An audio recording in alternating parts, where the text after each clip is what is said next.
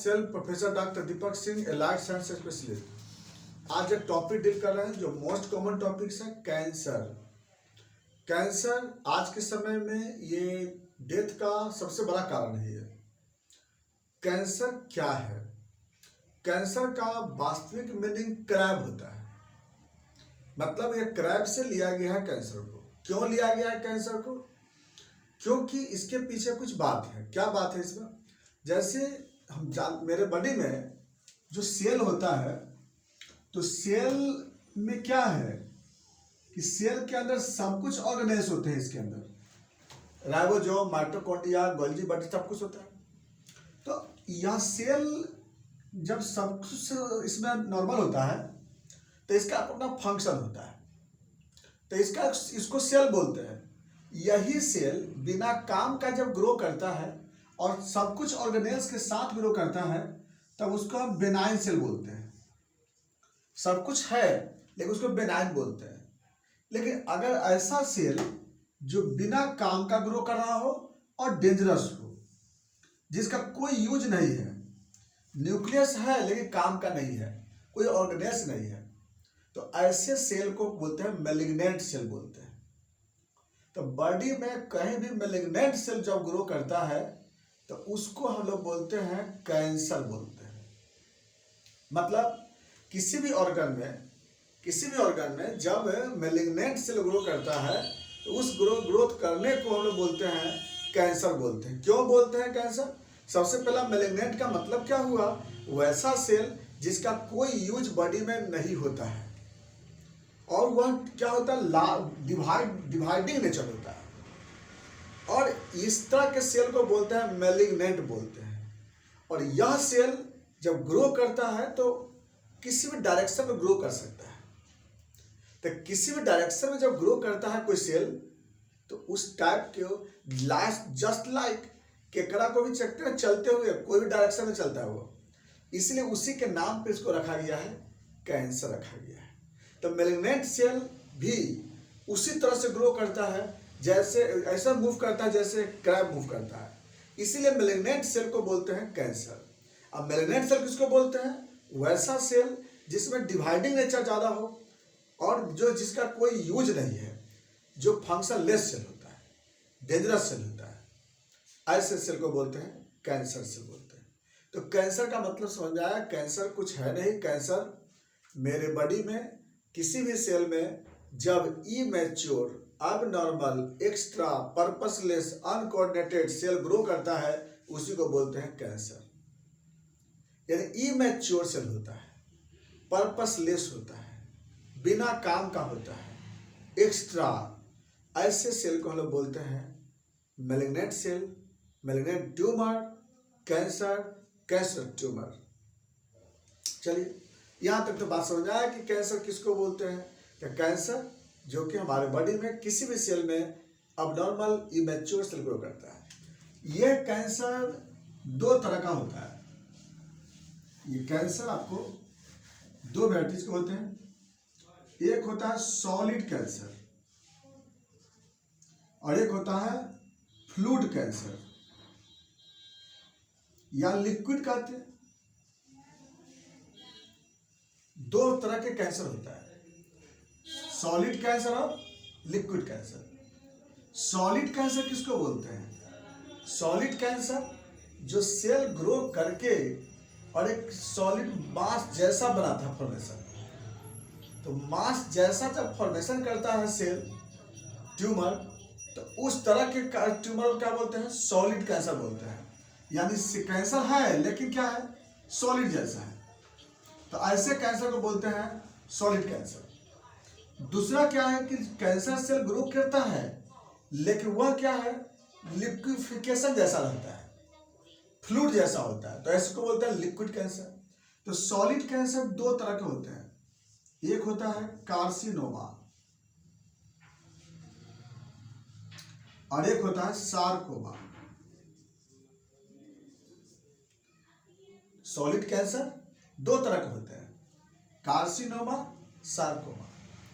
Liquid cancer दो तरह का होता है, ल्यूकेमिया, लिम्फोमा। लिक्विड कैंसर दो तरह के, ल्यूकेमिया एंड लिम्फोमा।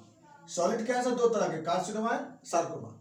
आइए बात करते हैं कार्सिनोमा किसको बोलते हैं। जब अच्छा ये दोनों सॉलिड कैंसर है, यानी कि जब सेल ग्रो करेगा तो सॉलिड जैसा स्ट्रक्चर बनता है, तो कार्सिनोमा बोलते हैं कि जब कैंसर मैलिग्नेंट सेल जब एपिथेलियल टिश्यू में ग्रो करता है तो उसको बोलते हैं कार्सिनोमा।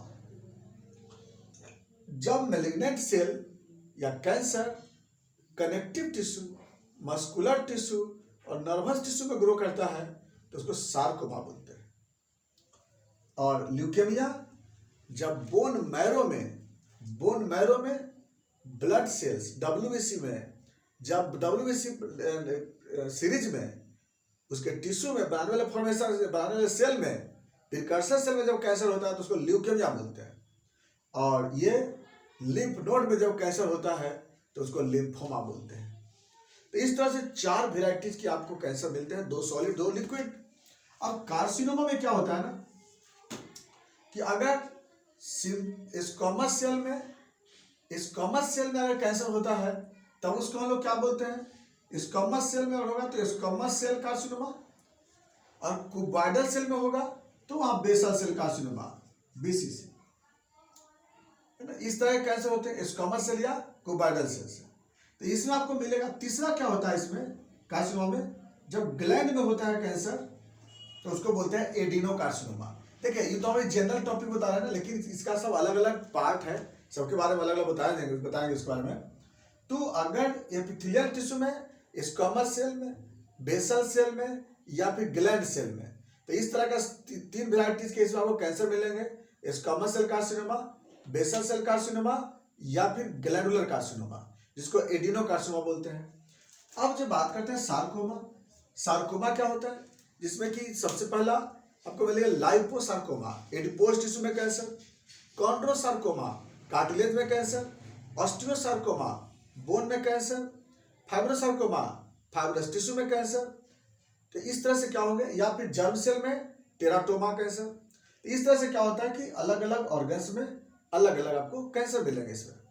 अब बात करते हैं ल्यूकेमिया में। ल्यूकेमिया कितने तरह के होते हैं, तो ल्यूकेमिया मिलेंगे आपको एक्यूट ल्यूकेमिया, क्रोनिक ल्यूकेमिया। इसमें भी अगर माइलॉइड सेल में होगा तो माइलॉइड ल्यूकेमिया, और लिम्फॉइड सेल में होगा तो लिम्फॉइड ल्यूकेमिया। लिम्फोमा में दो वैरायटीज के होते हैं, एक हॉजकिंस लिम्फोमा, एक नॉन हॉजकिंस लिम्फोमा, हॉजकिंस एंड नॉन हॉजकिंस। इस तरह से आपको सभी जो होता है अलग अलग वैरायटीज के आपको कैंसर होते हैं। अब बात करते हैं इसके कारण पे, कैंसर का क्या कारण होता है। सबसे पहला तो इसका कॉज पता नहीं चलेगा कि किस वजह से हुआ, चाहे वह कार्सिनोमा का है, सार्कोमा का है, ल्यूकेमिया का है, लिम्फोमा का है। लेकिन कुछ कॉज इसका फैक्टर कुछ है। एक और फैक्टर जेनेटिक होता है, जो कार्सिनोमा भी जेनेटिक से होता है। सब कुछ सब में कहीं ना कहीं जेनेटिक रोल है, या जीन का म्यूटेशन से हो या हेरिडिटी होता है। इस तरह से कैंसर बनता है। अब बात करते हैं फैक्टर कुछ पे, जैसे कुछ फिजिकल एजेंट, बार बार इंजुरी होने के कारण, जैसे कार्सिनोमा ज़्यादा तो उसी तरह से होता है, रिपीटेड इंजुरी से, या ल्यूकेमिया बार बार बोन इंजुरी से होता है। इसके बाद रेडिएशन का, ऐसे कोई रेडिएशन जिसका कि फ्रीक्वेंसी लो है, वेवलेंथ हाई वाला रेडिएशन है, तो इससे जो होता है कैंसर होता है, जिसमें सबसे ज़्यादा कार्सिनोमा ज़्यादा डेवलप होता है। वो रेडिएशन से ज़्यादा आपको इफेक्ट कार्सिनोमा होता है। तो इसके बाद कुछ ऐसे और भी एजेंट मिलेंगे, जैसे केमिकल एजेंट, टोबैको है या फिर स्मोकिंग है।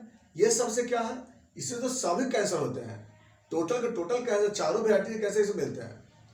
क्योंकि कुछ डाई है, केमिकल है, आइसोटोप्स है, ये सबसे कार्सिनोमा या ल्यूकेमिया ज़्यादा डेवलप होता है।